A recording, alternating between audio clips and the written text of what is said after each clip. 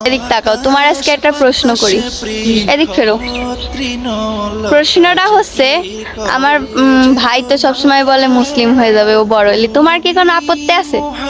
আপত্তি থাওয়া না থাওয়া কি তুমি বড় হয়ে যে মুসলিম হয়েছো, আমি আপত্তি করলেও কি তোমার খেয়াতি পাচ্ছি? হ্যাঁ।